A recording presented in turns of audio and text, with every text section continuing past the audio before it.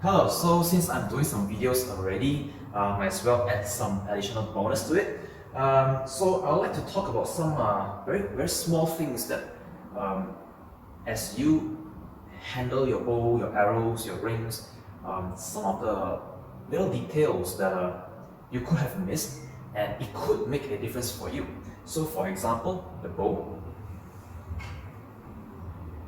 You may be surprised that I actually apply a string bias to my bows. So because I've actually seen customers who they upon receiving the bow they literally use a laser construction laser to check that everything is perfectly straight. But a well-shooting bow, actually, especially with a thumb draw, you actually do not want them to be perfectly straight. You actually want them to have some sort of a bias and leaning towards the side in which you are shooting because we want to compensate for the torque. So when I string my bow up, I actually kind of introduce the lean into my bow. So example, this bamboo bow here, after I string them, I actually, okay, so this is the side in which I shoot, right? So I'll push the string towards that side. I'll actually do this on both sides. Move my thumb.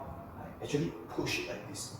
So I actually do it intentionally. I'll show you, see that? I actually do this intentionally to create the slight leaning of the sear because it actually reduces hand shock and it reduces the archer's paradox. So the amount of movement to get the clearance is a lot less.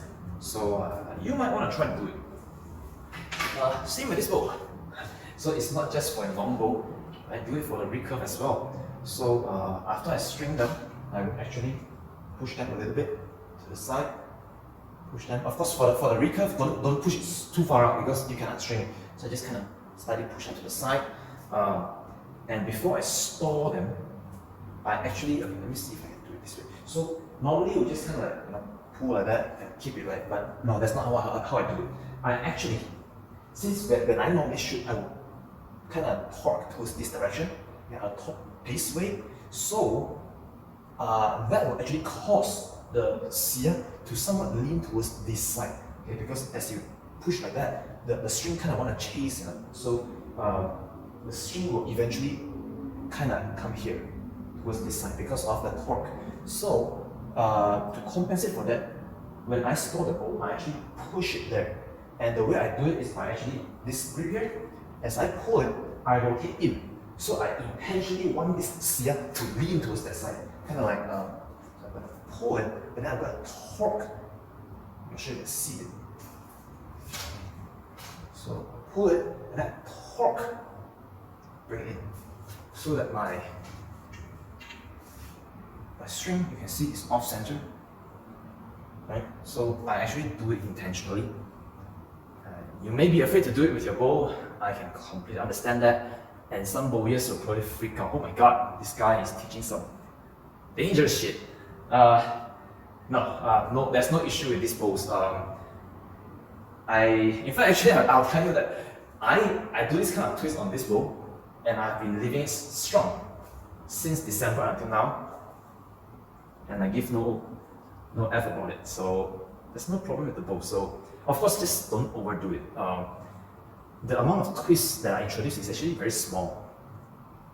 Let me try to show you. I'm not sure if it shows up on this camera, but I'll try my best to show you.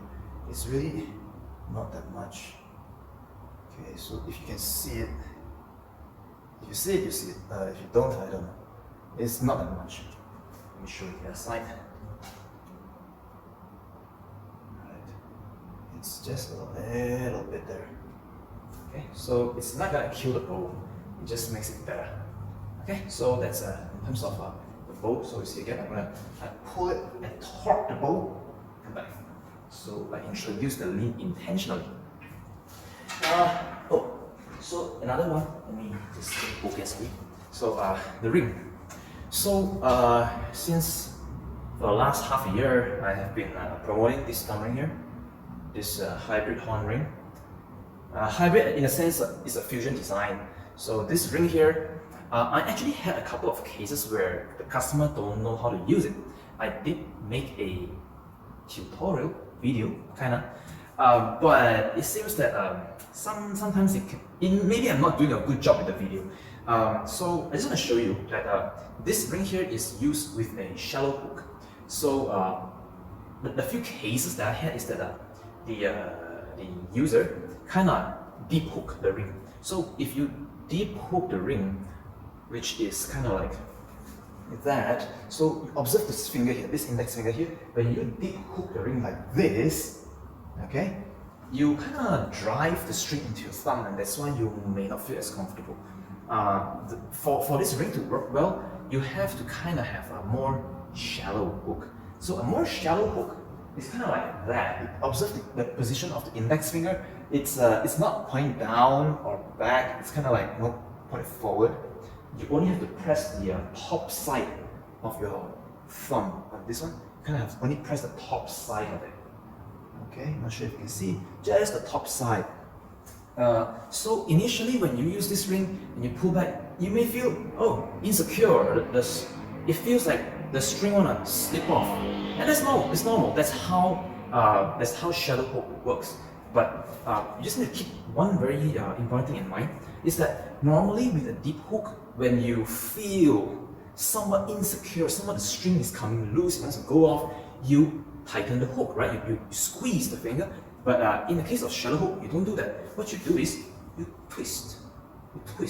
Okay, you apply more pressure to the back end of the arrow. So let me try to demonstrate that. I'll show you if I can.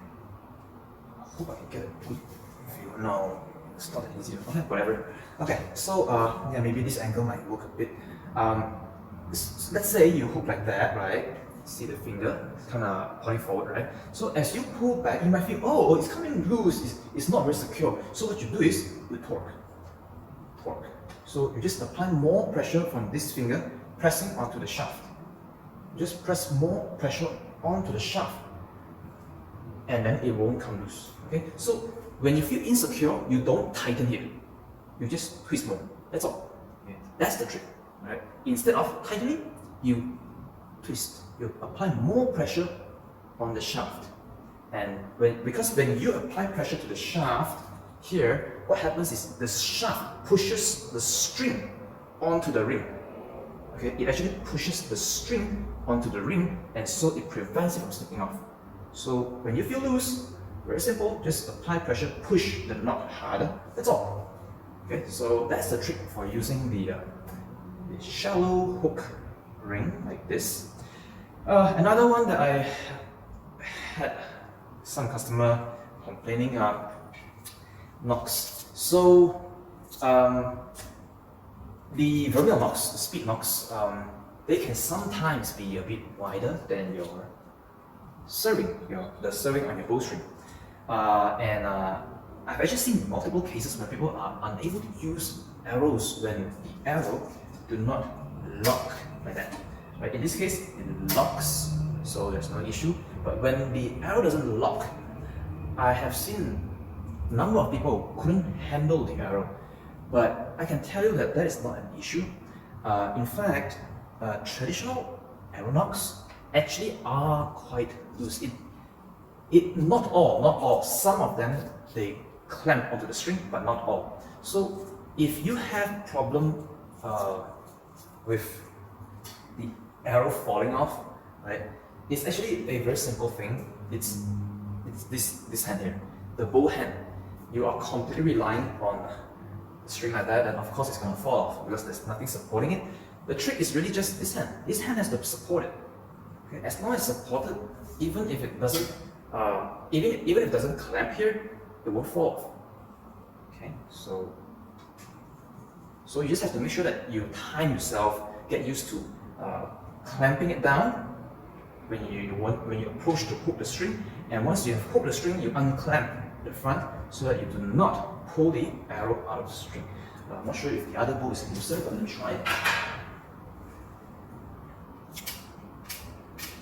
This is a bit looser, but I'm not sure.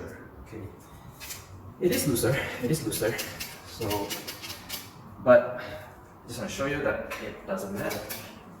Right? It doesn't fall off. doesn't fall. So the trick is this hand.